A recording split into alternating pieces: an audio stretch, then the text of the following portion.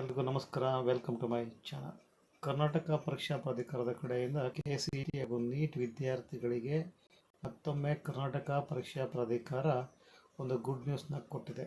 Engineering, medical, dental, nursing, BSc AG, agri ಈ ಥರ ವೃತ್ತಿಪರ ಕೋರ್ಸ್ಗಳ ಪ್ರವೇಶಕ್ಕೆ CET ಅಪ್ಲಿಕೇಶನ್ನ ಅಪ್ಲೈ ಮಾಡೋದಕ್ಕೆ ಮತ್ತೊಮ್ಮೆ ಡೇಟನ್ನು ಈಗ ಎಕ್ಸ್ಟೆಂಡ್ ಮಾಡಿದೆ ಕರ್ನಾಟಕ ಪರೀಕ್ಷಾ ಪ್ರಾಧಿಕಾರ.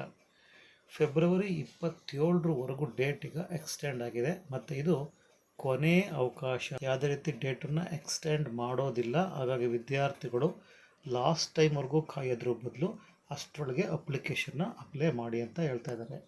ಇದುವರೆಗೂ ಆಲ್ರೆಡಿ 3.18 ನಿಯರ್ಲಿ 3,18,000 ವಿದ್ಯಾರ್ಥಿಗಳು ಆಲ್ರೆಡಿ ಅಪ್ಲಿಕೇಶನ್ನ ಅಪ್ಲೈ ಮಾಡಿದ್ದಾರೆ.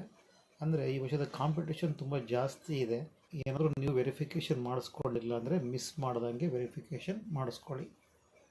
ಓಕೆ, ಇದಿಷ್ಟು ಕರ್ನಾಟಕ ಪರೀಕ್ಷಾ ಪ್ರಾಧಿಕಾರದಿಂದ ಬಂದಿರೋ ಲೇಟೆಸ್ಟ್ ಅಪ್ಡೇಟ್. ನಮ್ಮ ಚಾನಲ್ಗೆ ಇದುವರೆಗೂ ಸಬ್ಸ್ಕ್ರೈಬ್ ಮಾಡಿಕೊಂಡಿಲ್ಲ ಅಂದರೆ to get next updates subscribe ಮಾಡ್ಕೊಳ್ಳಿ.